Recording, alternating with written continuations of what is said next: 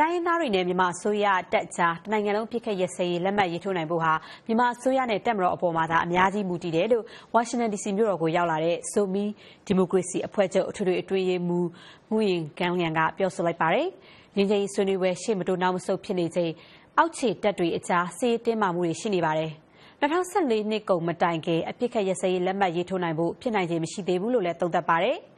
ဘူကင်ကန်လျံကိုဒီဗီဒီယိုမြန်မာပိုင်းအစီအစဉ်ကမဆုမုံကတွေ့ဆုံမေးမြန်းထားပါတယ်ရှင်။အခုဒီတိုင်းရင်းသားပါတီတရရဲ့အထွေထွေအတွင်းမှုတယောက်နေနေပေါ့နော်အခုလက်ရှိ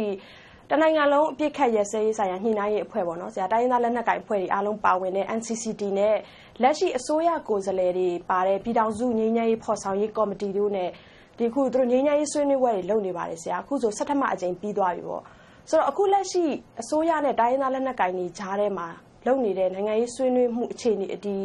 ငြိမ်းချမ်းရေးဆွေးနွေးမှုအခြေအနေတွေနဲ့ပတ်သက်ပြီးတိုင်းရင်းသားပါတီတရအနေနဲ့ဘယ်လိုများရှုမြင်သုံးသပ်ပါလဲဆရာအနေထားဘယ်လိုများရှိနိုင်ပါလဲရှင်ကျွန်တော်အနေနဲ့တော့ဒီငင်းချမ်းကြီးဆွေးနွေးပွဲကတော့ပြီးပက်နိုင်တဲ့အနေထားမရှိဘူးလို့မြင်ပါတယ်။ဘာဖြစ်လို့လဲဆိုတော့အဓိကတိုင်းရင်းသားတွေကအခုလက်နက်ကင်နေတဲ့တိုင်းသားလက်နက်ကင်ဖွဲ့စည်းတွေကကျွန်တော်တို့ကအလကားနဲ့လက်နက်ကင်တာမဟုတ်ဘူးကျွန်တော်တို့ပြည်ထောင်စုမှာပါဝင်လာခြင်းအကြောင်းရင်းကဒီပင်လုံစာချုပ်ကြောင့်ပါဝင်လာတယ်။ဒါကြောင့်ပင်လုံသဘောတူညီချက်ကိုကျွန်တော်တို့ဒီပင်လုံ spirit ပေါ့နော်ပြန်လဲ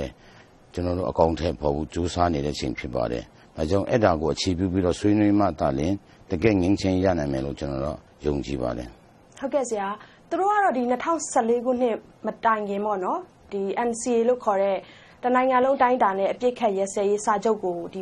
မူတရက်ကိုထုတ်ပြန်နိုင်မှုဆိုပြီးတိုင်းရင်းသားလက်နက်ကိုင်တွေရောအစိုးရဘက်ကရောသူတို့ကြိုးပမ်းနေကြရပါတယ်ဆရာ။ဒါပေမဲ့အခုတချို့တိုင်းရင်းဒေသတွေမှာစစ်ရေးတင်းမာမှုတွေရှိတယ်။နောက်နယ်မြေပိုင်နဲ့ဒီအငင်းပွားမှုတွေဖြစ်တယ်ဆိုအဲ့ဒီပုံမှာရောဆရာအနေနဲ့ဘယ်လိုသုံးသပ်ပါလဲဆရာအဲ့ဒါပေါ့ကျွန်တော်တို့ဒီငင်းချင်းလက်မှတ်ထိုးယုံနဲ့ငင်းချင်းဖြစ်တာမှမဟုတ်တာဘာဖြစ်လို့ဒီအဖွဲ့အစည်းတဲ့လက်နက်ကိုက်တော်လာနေတယ်လဲ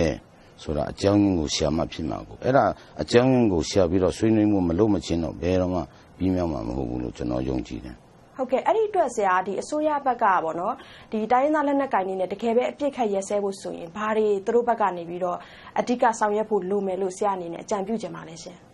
နိုင်ငံတော်အစိုးရအနေနဲ့ပထမတော့ဒီငင်းချင်းလက်မှတ်ထိုးတဲ့အချိန်မှာ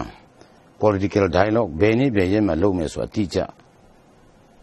ဂတိပေးဖို့လိုတယ်ပြီးအဲ့ဒီမှာ dialogue လုပ်တဲ့အချိန်မှာလည်းကျွန်တော်တို့တိုင်းသားအားလုံးတောင်းဆိုနေတဲ့ဒီပင်လုံစိတ်ဓာတ်ပေါ့နော်ပင်လုံညီလာခံနေသဘောတူတဲ့ချက်လေးတွေပြန်ဖော်ထုတ်ပြီးတော့အဲ့ဒီပေါ်မှာကျွန်တော်တို့ Federal ပြည်ထောင်စုဖြစ်လာဖို့ Constitution တစ်ခုလိုင်းကျဖို့ပဲအရေးကြီးပါတယ်ဟုတ်ကဲ့ဆရာအခုပြီးခဲ့တဲ့ဒီ17မှအကြိမ်အစည်းအဝေးပြီးရဲ့ဒီပထမနေ့မှာပေါ့နော်နိုင်ငံရေးပါတီတွေတိုင်းသားပါတီတွေကဒီ NCA ပြီးတဲ့အခါမှာ political dialogue လုပ်ဖို့ဆိုပြီးကြိုတင်ပြင်ဆင်မှုတွေရှိပါတယ်ဆိုတော့ဆရာတို့ဇိုမီဒီမိုကရေစီအဖွဲ့ချုပ်အနေနဲ့ရောဒီ political dialogue အတွက်ဘာတွေကြိုတင်ပြင်ဆင်ထားတာရှိပါလဲရှင်ကျွန်တော်တို့ကတော့ဒီဇိုမီဒီမိုကရေစီအဖွဲ့ချုပ်ကနေပြီးတော့ United Nationalities Alliance ဆိုတာပေါင်းစည်းထားပါတယ်ကျွန်တော်တို့ဒီဝန်ပါတီစစ်ပါတီလောက်ပူးပေါင်းထားပါအဲ့မှာတော့ပြင်ဆင်မှုလုပ်ထားပါတယ်ပြီးတော့ဒီပြည်ပမှာရှိတဲ့ UNFC အဖွဲ့နဲ့လည်းဒီ Constitution ပြင်ဖို့ကျွန်တော်တို့ညှိနှိုင်းတိုင်းပြီးတော့ Constitution Drafting Committee တွေဖွဲ့စည်းခဲ့ပါတယ်ဟုတ်ကဲ့ဆရာအဲ့တော့အခုဒီနောက်ဆုံးပေါ့နော်ဒီငြိမ်းချမ်းရေးနဲ့ပတ်သက်ပြီးဆရာရဲ့ဒီနောက်ဆုံးအမြင်သုံးသပ်ချက်လေးသိချင်ပါတယ်ဆရာဘယ်လောက်တိုင်းတာအထိမှမျှော်လင့်လို့ရနိုင်ပါလဲရှင်ဟုတ်ကဲ့အဓိကတော့ဒီအာဏာရှိတဲ့လက်ဆက်ဆိုအပေါ်မှာအဓိကမူတည်လိမ့်မယ်ကျွန်တော်တိုင်းသားလက်နက်ကိုင်ဖွဲ့စည်းရတဲ့အမေရိကန်အုပ်စုရောကျွန်တော်နိုင်ငံရေးပါတီအမေရိကန်တောင်းဆိုနေတာကတော့ Federal ပြည်ထောင်စုဖြစ်လာဖို့ Constitution ကိုဆွဲဖို့ဆွေးနွေးရအောင်ဆိုပြီးတဖို့ဖို့ကျွန်တော်တောင်းဆိုနေတာဖြစ်ပါတယ်အဲ့ဒါလိုက်လို့ရင်တော့ကျွန်တော်တို့ငင်းချင်းရပြီးပြတ်သွားမှာပါဟုတ်ကဲ့ဆရာဖြည့်ပေးရကျေးဇူးအများကြီးတင်ပါတယ်ရှင်ဟုတ်ကဲ့